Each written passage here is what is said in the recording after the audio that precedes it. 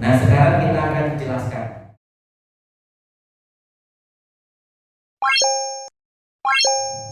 satu persatu maksud dari kalam beliau.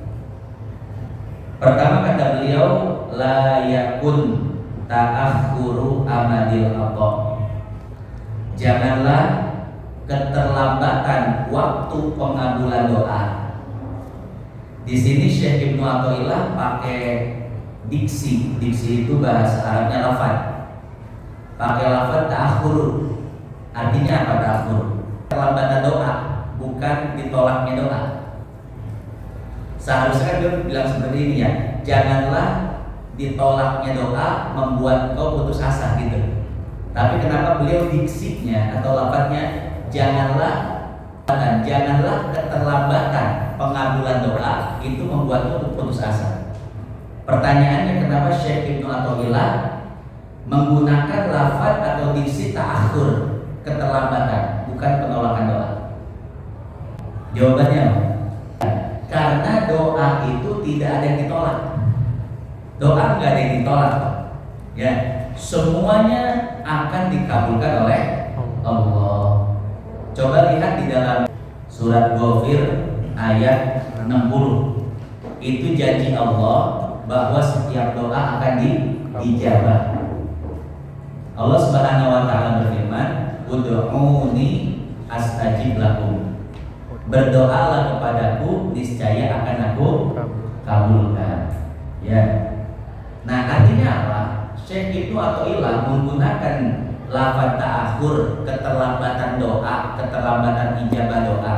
Itu karena memang hakikatnya doa tidak ada yang ditolak oleh Allah. Ya. Baik dari orang soleh atau dari orang ahli maksiat. Bahkan orang kafir kalau doa sama Allah kabulkan. Ya. Di doa itu tidak ditolak. Semuanya Allah jamin dikabulkan. Cuman masalahnya begini, cara Allah mengabulkan ada yang pada waktu itu dan ada yang nanti. Nah, nanti ini namanya ta'akhur atau keterlambatan. Saya tanya kepada hadirin sekalian, kalau misalkan kita setiap doa langsung dijabah sama Allah, doa minta ini Allah kasih, minta ini Allah kasih, kira-kira seneng gak? Beda dengan orang-orang yang sudah makrifat kepada Allah, orang-orang yang sudah kenal dengan Allah, doanya dikabul itu malah sedih dan takut. Ini para aulia, para al-arif billah, orang-orang yang sudah makrifat kepada Allah, dikabul doanya dengan cepat, sedih dan takut. Apa alasannya? Saya bacakan redaksinya. Ini di dalam kitab Syarah Al-Hikam Al-Athaiyah karangan Syekh Ali bin Abdullah Baros. Ini muridnya Al-Habib Umar bin Abdurrahman Al-Atas. Kira-kira Al-Habib Umar bin Abdurrahman Al-Atas itu siapa? Pengarang Habib. Itu pengarang Al-Atas. Al-Habib Abdurrahman. Ya, Al-Habib Umar bin Abdurrahman Al-Atas. Nah, Al-Habib Umar bin Abdurrahman Al-Atas ini punya khodim. Khodimnya itu ini Syekh Ali bin Abdullah Baros. Beliau jadi khodim Habib Umar itu selama 8 tahun. Dan selama 8 tahun tidak pernah suruh belajar. Kalau yang lain kan santri-santri belajar. Kalau Syekh Ali Baros ini beliau cuman nyuciin baju Habib, nyediain kendaraan buat Habib, sendal Habib, itu cuma khidmat doang. Begitu 8 tahun khidmat selesai dipanggil, Ali sini baca kitab Bidayatul Hidayah. Dibaca pada dari awal sampai akhir, dia diterangin dibaca doang. Selesai Fatihah, Ali pulang, itu akan jadi ulama besar. Padahal gak pernah belajar, cuma khidmat sama Habib Umar bin Abdurrahman Al-Atas. Pulang jadi ulama besar, ulama zahir batin. Salah satu karangan beliau Syekh Ali Baros ini Syarah Al-Hikam. Ini susah Pak didapat di mana-mana. Saya dapat ini hadiah dari guru saya. Nah, tiba-tiba guru saya datang ke rumah, Pul, nih hadiah syarat nikah boleh baca ya. Makanya saya baca ini, ya. Nah, kita kembali ke pertanyaan tadi, kenapa sih orang-orang yang sudah ma'rifat kepada Allah dikabul doanya itu malah sedih dan takut? Kalau kita kan senang ya. Nah, jadi kata beliau gini, waqad khafal akabir min sur'ati dzalika. Para orang-orang yang sudah mencapai derajat tinggi, sudah sangat mengenal Allah, sudah ma'rifat, mereka itu takut sekaligus sedih ketika doa-doanya itu cepat dijawab. Kenapa? 5 rupiah, karena ada hadis seperti ini. Anallaha subhanahu wa ta'ala idza da'al abdu. Sesungguhnya Allah subhanahu wa ta'ala apabila hambanya berdoa, yaqulullah, maka Allah subhanahu wa ta'ala berkata pada malaikat, akhiru hajat abdi. Malaikat, biarin aja dia, biarin, tidak usah dikabulkan hajatnya nanti. Kenapa? Fa inni uhibbu an asma'a sautah. Karena sesungguhnya aku suka mendengar suaranya. Biarin dia doa setahun 2 tahun, jangan kabulin. Aku suka kepada hambaku ini. Aku suka dengar suaranya, aku suka dengar munajatnya, jangan kabulin. Wa yaqulu li akhar. Sementara Allah mengatakan kepada hamba yang lainnya, ajilu hajjatahu. Malaikat, cepat kasih deh, cepat. Ini baru doa dari pagi, sore-sore Allah bilang, udah kasih, cepat kasih. Inni akrahu an asma'a sautah. Karena sesungguhnya aku tidak suka mendengar suaranya. Dah, kabulin. Nah, ini hadis riwayat Imam Tabrani dan Imam Baihaqi.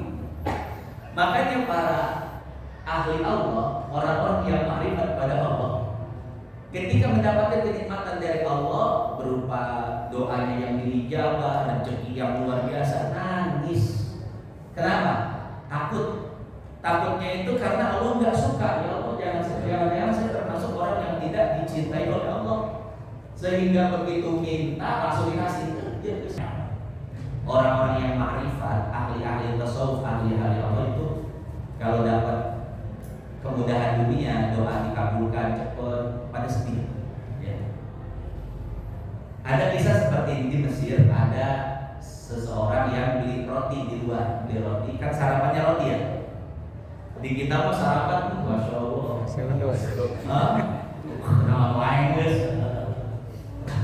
Saya sepanjang hidup di Yaman 7 tahun sarapan cuma roti, gak ada yang lain. Paling yang beda itu cocolannya. Ya, cocolannya ada full, ada fasulia, kadang kita gosok pakai telur. Itu harus beli dulu di kantin. Bang, bikinin telur syaksuka namanya. Telur diaduk-aduk pakai hancur, dikasih garam, kasih bawang, gitu loh. Cocol. Pokoknya Indonesia menikmatkan sangu uduk, sangu koneng, bubur, kemuli ke saya. Ini ayam ya. Sarapan terbaru ya. Iya.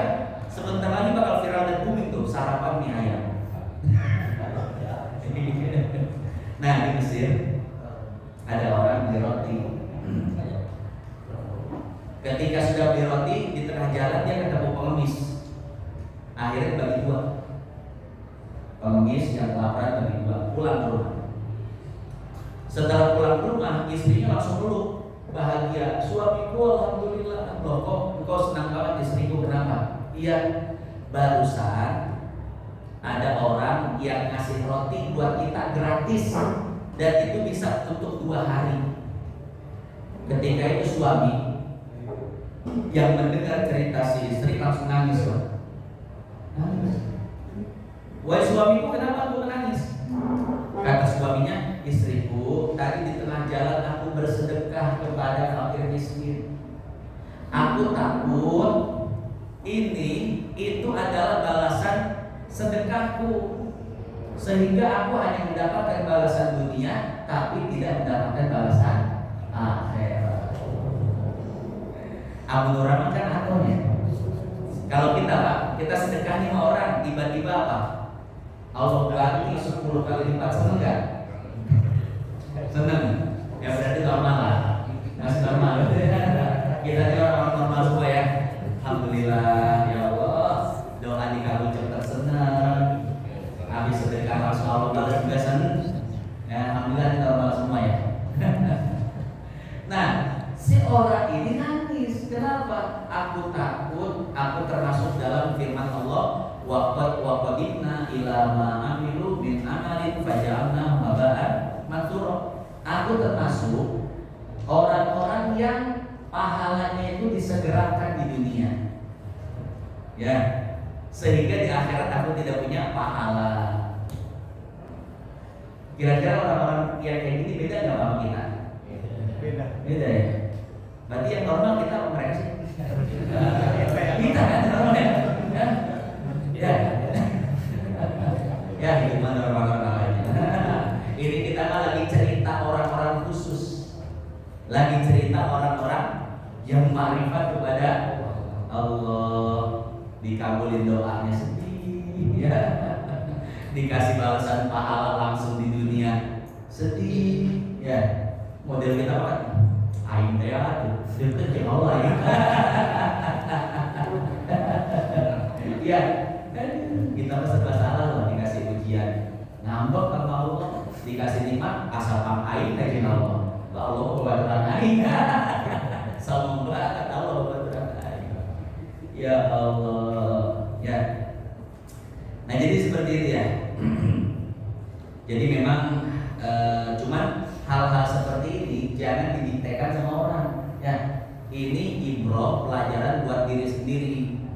Jangan ngelihat orang doanya mustajab cepat dikabul sama Allah. Kita bilang, ini gak disuai sama Allah nih. Salah doa, kasih. Ini jangan didiktekan sama orang. Ya. Atau ada ahli maksiat begitu doa, buat kasih sama Allah. Oh dicintai Allah nih. Allah sedang rindu dengan suaranya. Namun sih. Ya, itu jangan didiktekan sama orang. Ini khusus buat kita. Jadi gini. Artinya ketika doa kita dijabah oleh Allah, kita gak jadi orang sombong. Dan ketika doa kita belum dijabah oleh Allah, kita tidak putus asa. Jadi kalau kita dari dulu, ya Allah kok doa saya belum dikabulin, maka kita berpikir, ya Allah itu suka dengan suara kita, ya masih ingin mendengar munajat kita. Jadi kita gak putus asa dalam berdoa kepada Allah. Ya. Nah kita kembali ke teks Al-Hikam. Jadi kata Syekh Ibn Athaillah, la yakun ta'akhuru amadil Allah. Janganlah keterlambatan pengabulan doa. Maka beliau pakai diksi keterlambatan, bukan penolakan, karena hakikat doa tidak ada yang menolak. Ma'al ilhahi fid du'a. Sementara engkau sudah merintih di dalam doa, udah merintih di dalam doa, tapi masih belum dikabulkan, maka jangan putus asa. Pertanyaannya begini, kenapa Syekh Ibnu Athaillah memakai kata ilham? Ya, kenapa kok yang padahal kan syarat dikabulkan doa itu makan halal, kemudian banyak beramal soleh, meninggalkan maksiat. Kenapa bukan itu yang disebutkan? Kenapa malah ilham, malah rintihan kepada Allah? Artinya begini, kenapa Syekh Ibnu Athaillah mengatakan janganlah keterlambatan ijabah doa sementara engkau telah mencukupi syarat-syaratnya, itu menyebabkan kau putus asa. Kenapa dia bilang seperti itu? Malah bilang sementara engkau sudah merintih kepada Allah dalam berdoa. Jawabannya apa? Jadi Syekh Ibnu Athaillah itu mencantumkan adab, bukan syarat. Ya. Jadi salah satu adab berdoa adalah ilhah. Ilhah itu merintih, Pak. Ya. Ilhah itu benar-benar memposisikan diri sebagai hamba dan Allah sebagai Tuhan. Ini sesuai dengan sebuah hadis. Saya lupa riwayat siapa. Bunyinya seperti ini. Innallaha yuhibbul mulihina fid du'a. Sesungguhnya Allah itu menyukai orang yang merintih ketika doa. Ya. Jadi ketika doa tuh jangan pakai nada yang yang tinggi, jadi pakai nada pengemis, memelas. Pakai nada memelas.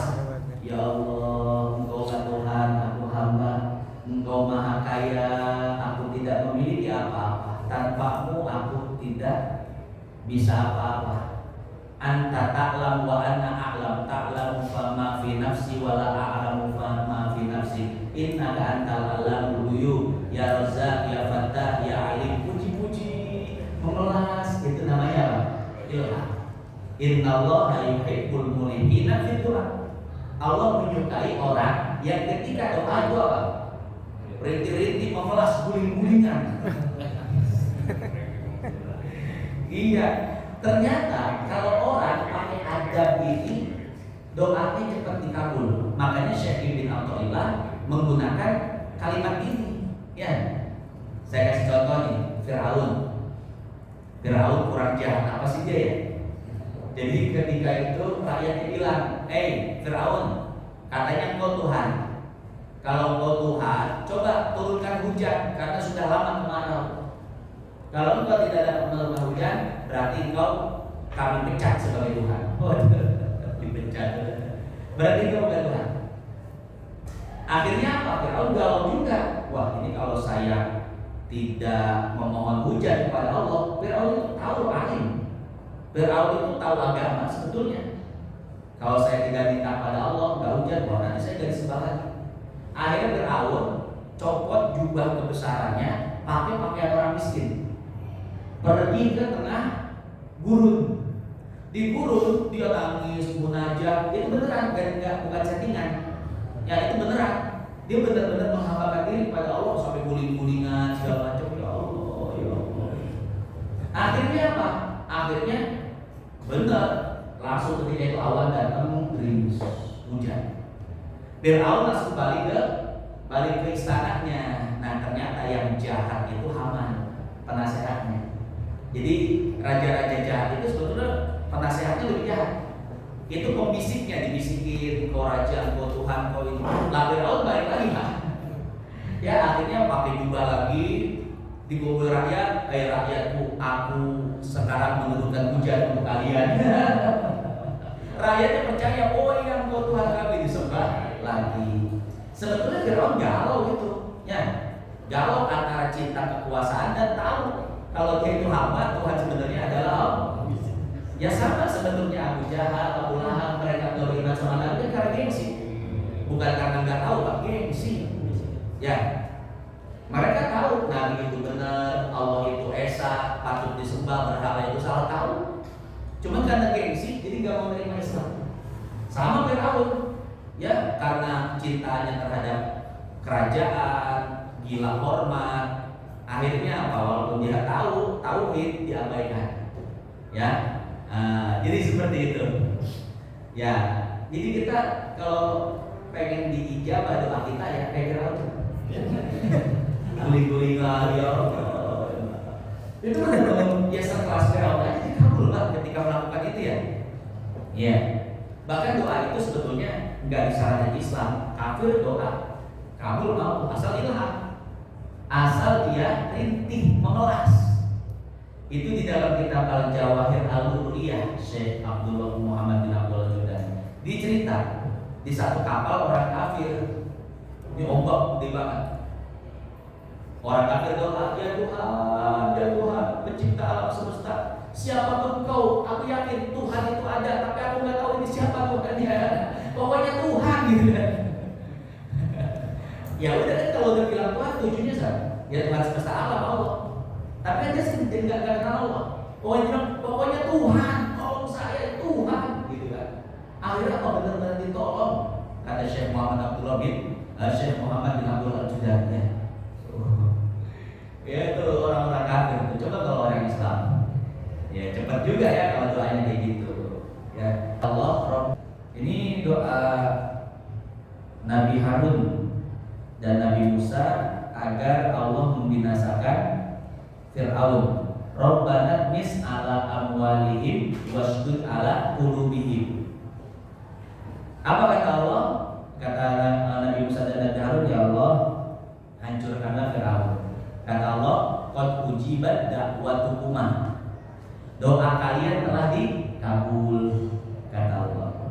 Padahal jarak dari doa dan pengabulannya itu sampai Firaun mati itu 40 tahun. Nabi Musa dan Nabi Harun saja dikabulkan doanya setelah 40 tahun. Nabi Muhammad doa minta selamat, tapi ketika di perang Uhud, ya giginya copot, terus bersimbah darah, betul ya? Padahal mintanya selamat kan? Abu Bakar Siddiq minta selamat sama Allah, tapi wafatnya diracun. Umar bin Khattab minta selamat sama Allah, tapi wafatnya ditikam, ditusuk, dibunuh. Utsman bin Affan minta selamat sama Allah, minta afiah, tapi matinya dibunuh, dipenggal. Ali bin Abi Thalib sama, minta selamat sama Allah, matinya dibunuh. Tuh, ya. Artinya apa? Artinya para nabi dan para rasul saja doanya itu tidak langsung diijabah. Ini apalagi kita mau lebih hebat dari nabi dan sahabat gitu. Artinya begini, Pak, kalau sampai saat ini doa kita belum diijabah oleh Allah, maka jangan pernah putus asa. Sekelas nabi dan rasul saja diijabahnya itu ya lama, apalagi kita ya.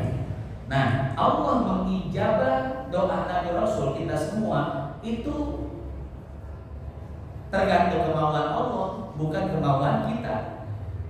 Kita lanjut, fahuwa domina lakal ijabah fima yahtaruhu laka. Sesungguhnya dia telah menjamin akan mengijabah doamu, tapi sesuai yang dia pilihkan untukmu. La fima tahtaruhu li nafsi, bukan sesuai pilihanmu. Ini sudah sering saya jelaskan. Ada anak kecil umur 2 tahun, anak kita minta Coca-Cola, kita kasih nggak? Enggak kan? Coca-Cola yang kita ambil, kita ganti pakai susu atau air putih. Nah, begitu pula Allah. Ya Allah, kita minta sama Allah, minta mobil, tapi kata Allah, ulah wakaf, ya kesehatan dulu, ya yang lain dulu. Kenapa? Allah itu maha tahu apa yang kita butuhkan. Ya, kita ini kan bawaannya cuma nafsu doang ya. Bulan ini nafsu pengen punya, bulan itu nafsu pengen punya. Kita kadang nggak nimbang apa sih yang terbaik buat kita. Nah, itulah sifat hakimnya Allah. Jadi hakim itu maha bijaksana. Ya. Jadi bukan berarti Allah tidak mengabulkan doa kita, Allah nggak senang sama kita, bukan. Tapi Allah yang tahu yang terbaik untuk kita, diganti sama yang lain. Ya. Atau kita minta mobil Alfa, kemarin saya ceritakan. Ya Allah, minta mobil Alfa. Kata Allah, bukannya saya tidak mampu untuk memberi, tapi kalau saya berikan engkau Alfa sekarang, kuat nggak? Iya, bayar pajaknya. Gak punya parkirnya. Iya, spionnya aja seharga motor. Kalau hilang itu, spionnya. Ya, ganti olinya. Masih UMR pengen minta apa kata Allah, kan begitu. Jadi bukannya Allah tidak mau memberikan, tapi Allah tahu yang terbaik untuk kita.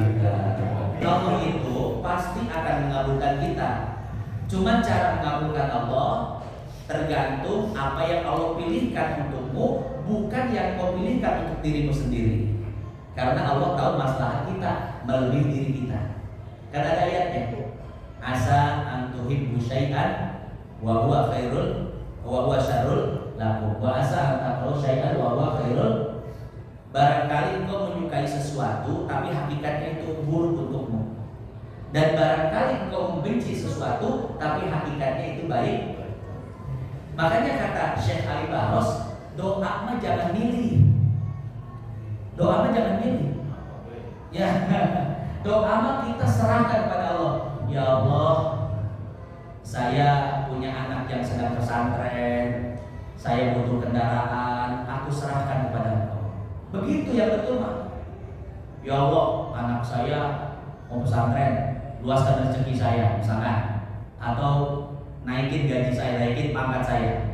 Ya Allah, saya ke anak butuh kendaraan, saya pengen minta mobil minimal ya Allah.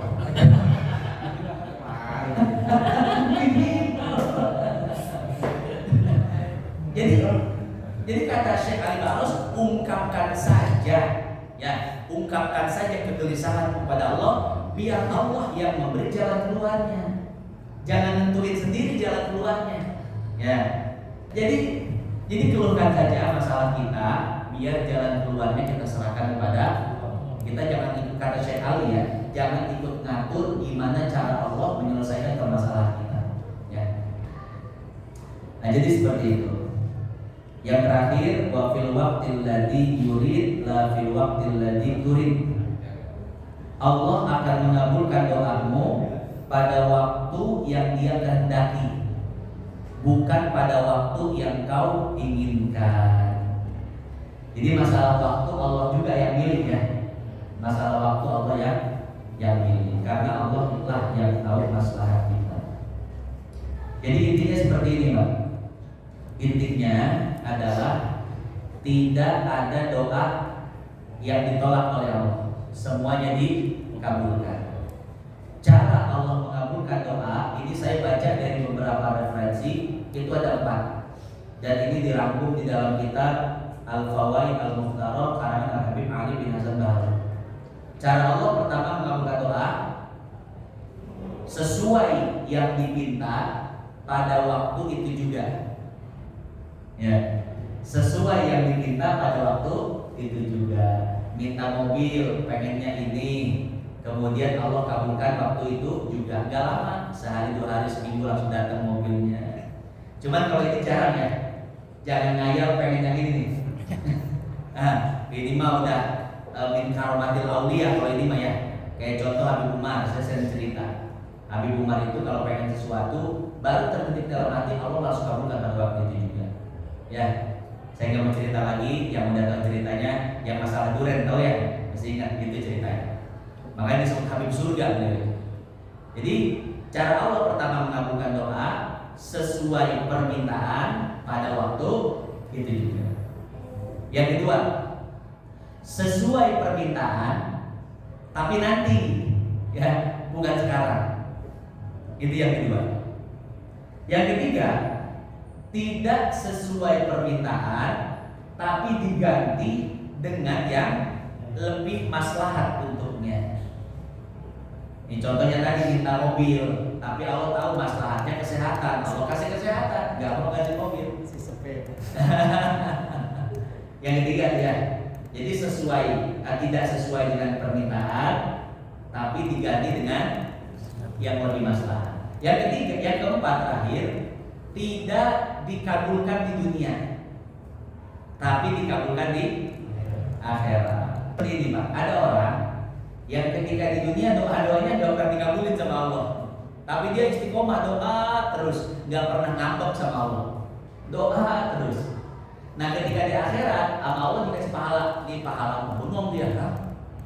Perasaan ibadah saya biasa aja, ya Allah, tapi mengapa pahala saya banyak seperti ini? Kata Allah, ini pahala doa-doamu yang ketika di dunia tidak pernah dikabulkan. Terus orang-orang lihat, ya Allah, tahu pahala kayak gitu, ya, dulu ketika di dunia nggak usah dikabulin aja doa-doa saya semuanya, karena pahala yang besar. Ini dalam masalah doa, manusia terbagi jadi 3 tingkatan: orang awam, orang khusus, orang yang paling khusus. Ini kata Syekh Ali Baros. Kata Syekh Ali Baros, fa'ammal amatu fahaluhum fi du'ahim wa ghayatu maqsadihim al-dhufra bihajatihim. Orang awam kalau doa tujuannya adalah dijabah doanya, ya. Kadang kalau nggak dijabah, Pak, suka ngambek, ya. Saya capek-capek hijrah capek-capek ziarah ke sana ke sini, ya. Itu kadang suka ngambek, Pak. Ini berarti levelnya seorang awam. Jadi maksud dia doa itu untuk ya agar Allah menuruti syahwatnya.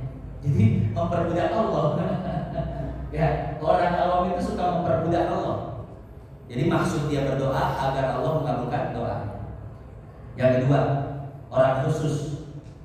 Orang khusus ini orang yang sudah makrifat kepada Allah, kenal Allah, ya tapi pengenalannya belum terlalu tinggi. Wa ammal khawasat fahum fit du'a bi hukmil ubudiyah. Orang khusus ini berdoa itu semata-mata beribadah kepada Allah. Jadi menganggap doanya itu bukan untuk mengikuti Allah, mengikuti maunya, bukan. Tapi berdoa itu semata-mata menjalankan perintah Allah. Kata Allah doa, ya saya sekedar doa aja, gitu ya. Mentaati perintah Allah. Maka orang seperti ini ketika doanya tidak dikabul, gak kecewa sama Allah. Kenapa? Karena memang dari awal image terhadap doa itu cuma sebagai ibadah, bukan untuk doa ini Allah kabulkan, bukan. Ini aman nih kalau ini, ya bisa terhindar dari kufur. Kalau yang pertama itu bisa kufur, Pak. Ya, dia sudah melakukan banyak amal soleh, tapi hajatnya nggak dikabulin sama Allah. Banyak yang ngomong seperti itu. Nah, yang kedua itu karena doa itu adalah ibadah, ya sudah, aku hanya beribadah kepada Allah. Jadi nggak dikabul pun ya ngambek. Yang ketiga, wa ammat tabaqatus tsalisah wa hum khassatul khassah. Adapun tingkatan yang ketiga itu adalah orang paling khusus. Jadi kalau di antara orang soleh ini yang paling solehnya. Fal ba'is lahum 'ala du'a manazilatu sayyidihim wa ta'attufu malikihim. Jadi mereka itu berdoa kepada Allah karena memang pengen munajat aja sama Allah. Jadi munajat itu nikmat, ya. Jadi mereka itu berdoa kepada Allah karena ingin merasakan kenikmatan bermunajat kepada Allah. Ini tujuannya itu bukan karena punya hajat pengen dikabulin, bukan. Atau karena semata-mata menjalankan perintah Allah sebagai ibadah, bukan. Tapi karena memang apa? Tidak diperintah pun pasti dia melakukan. Nah itu orang yang rindu bermunajat kepada Allah. Jadi doa itu jadi kenikmatan aja katanya, ya. Doa itu menjadi sebuah kenikmatan, apalagi habis tahajud, udah sepi. Itu munajat itu serasa ngobrol, ya. Jadi nikmat. Jadi nggak kerasa setengah jam, 12 jam gitu kan, nggak kerasa. Nah, jadi orang-orang yang khusus itu kerjaannya seperti itu. Jadi doa itu bukan untuk kepentingan dia, tapi karena dia sudah merasa nikmat dengan bermunajat kepada Allah. Minimal yang kedua, kita doa itu kita ada hajat dia perintah. Tapi kita doa kepada Allah ya menjalankan perintah Allah. Kata Allah, kalau kalian ada permasalahan datang padaku, sekedar itu aja. Adapun urusan Allah ngasih, Allah nggak ngasih, itu mah urusan Allah. Yang penting saya sudah melaksanakan perintah. Selesai. Insya Allah kalau begitu nggak kecewa, Pak. Nggak kecewa. Jadi ingat ya, la yakun ta'akhuru amadil atau malil haji du'a mujiban liya sika fa huwa dominal akal ijabah fi ma yahtaruhu laka la fi ma tahtaruhu li nafsi wa fil waqtil ladzi yurid la fil waqtil ladzi yurid. Kalau memang terbaik menurut Allah sakit ya terima kita sakit. Memang terbaik menurut Allah kita nggak banyak duit, terima kalau nggak duit ya. Jadi hakikat seorang hamba itu sebetulnya hakikat seorang hamba yang soleh itu yang benar itu bukan hamba yang ketika doa dijabah langsung, bukan, tapi hamba yang mampu menerima segala garis takdir dan ketentuan. Itu jadi hamba yang benar itu seperti itu ya. Bukannya semua keinginan jadi kabul sama Allah, ya. Hamba yang benar-benar hamba, orang yang bisa menerima segala ketentuan.